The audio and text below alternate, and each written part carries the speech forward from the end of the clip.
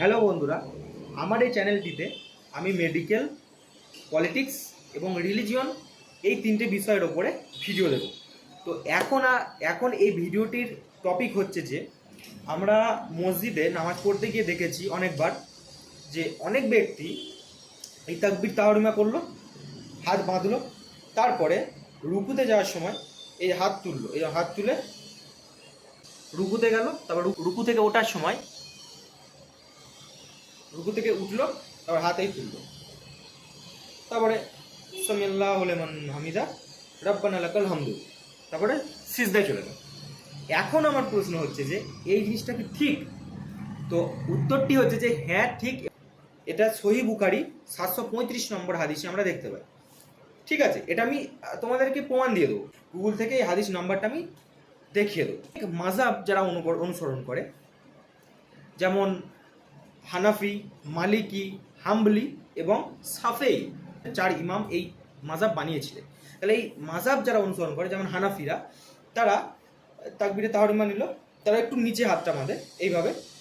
তো আমাদের সুন্নি মুসলিমদের হাত বাঁধাটা সুন্নত, ঠিক আছে?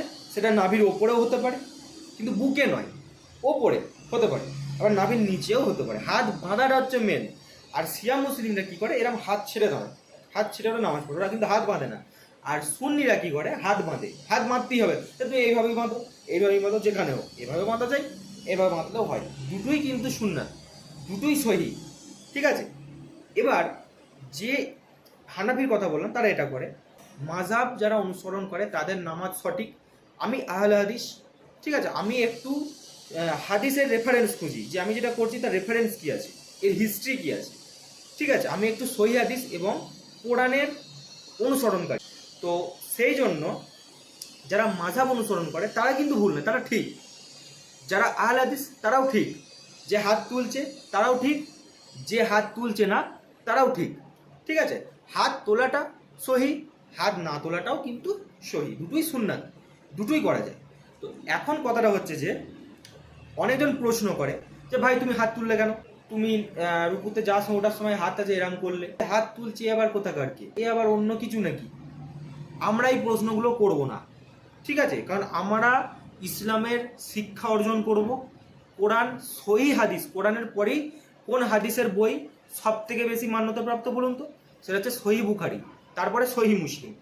সহিহ বুখারী, সহিহ মুসলিমে আমরা যেটা পাই, বিশেষ করে আমি যেটা পাই, আহলে হাদিসরা কি করে, যারা সহিহ বুখারী, সহিহ মুসলিমে যেটা পেয়ে যায়, তারা অন্য হাদিসের গ্রন্থে যায় না।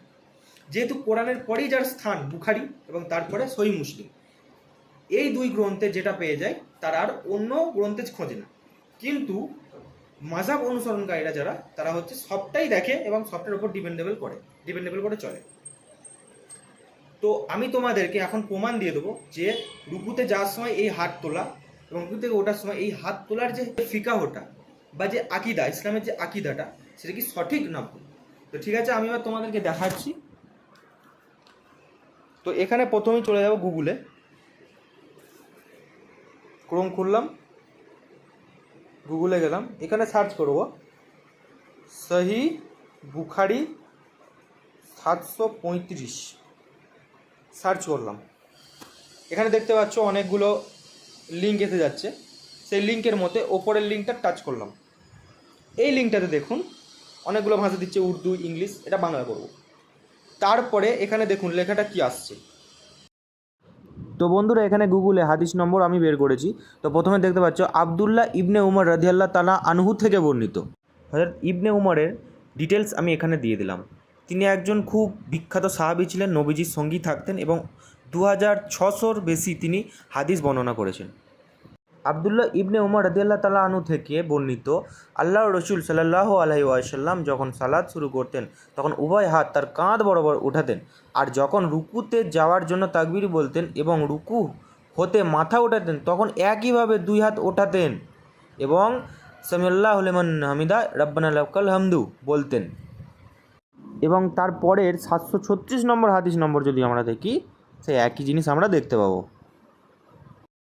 এরপরে যদি কেউ হাত না তোলে আমরা কিছু বলবো না, যদি কেউ হাত তোলে তাদেরকেও আমরা কোনো প্রশ্ন করব না, কারণ সঠিক দুটোই, কারণ দুটোরই রেফারেন্স আছে। হানাফিদের মতে কি, যে ইমাম আবু হানিফা হাত যে তোলেননি বা হাত না তোলার যে আকিদাটা গ্রহণ করেছেন, সেটা হজরত মাসুদ রাদিয়াল্লাহু তাআলা আনহু দ্বারা বর্ণিত। তিনি বলেছিলেন যে আমি কি তোমাদেরকে নবীজির নামাজ পড়ে দেখাবো না? তখন তিনি নবীজির নামাজ পড়েছিলেন এবং সেই নামাজে তিনি হাত একবার তুলেছিলেন, মানে তাকবীর তাহরিমাতে তিনি হাত বেঁধেছিলেন। তারপরে রুকুতে যাওয়ার সময় এবং রুকু থেকে ওঠার সময় তিনি আর হাত তোলেননি। হজরত আবু হানিফা এই হাদিসটা গ্রহণ করেছে। তাহলে এটাও সঠিক। এবং ইবনে উমার দ্বারা যে হাদিসটা আমরা পেলাম সহিহ বুখারী 735 নম্বরে, সেখানেও কিন্তু আমরা দেখতে পাচ্ছি যে তিনি হাত তুলেছিলেন। তাহলে এখন প্রশ্নটা হচ্ছে, তাহলে দুটোই কেন সঠিক?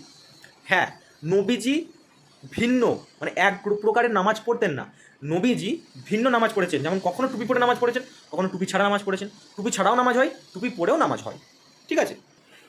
কখনো তিনি হাত তুলেছেন, আবার তিনি কখনো হাত তোলেননি। রুকুতে যাওয়ার সময় এবং ওঠার সময় কখনো হাত তুলেছেন, কখনো হাত তোলেননি। যে সাহাবী যেটা দেখেছে সে সেটা বর্ণনা করেছে। তাহলে ভুল কেউ নয়, ভুল কেউ নয়, ভুল সেই যে প্রশ্ন করতে সে ভুল, তার জ্ঞান নেই, তার ইসলামিক জ্ঞান নেই এবং ইসলামের আকিদা সে মানে না। আপনি তাকে জিজ্ঞাসা করে নিন কোনো ইসলামিক বিষয়বস্তু, দেখবেন সে জানে না। সেই জন্যই সে ইসলামের কট্টরপন্থী হয়ে বসে আছে, কিন্তু সঠিক জ্ঞান তার মধ্যে নেই। কারণ ইসলামে বলা আছে সঠিকভাবে যে মুসলিম তোমার ভাই, কোনো মুসলিমকে তুমি কষ্ট দেবে না। হয়তো সে ভুল নামাজ পড়ছে বা ভুল কিছু করছে, তুমি তাকে সঠিকটা ধরিয়ে দাও, কিন্তু বকাবকি করা বা তাকে অপমান করা এই জিনিসটা কিন্তু আমাদের ইসলামের আকিদা নয়, ঠিক আছে? তো বন্ধুরা, আমরা কেউ কাকে প্রশ্ন করবো না যে সেটা সঠিক জানি, আমরা সেটা মানে অপর ব্যক্তিকে শিখিয়ে দেবো, ঠিক আছে? বন্ধুরা, আসছি আবার পরবর্তী ভিডিওতে। অবশ্যই সাপোর্ট করবেন এবং ভিডিওটি শেয়ার করবেন।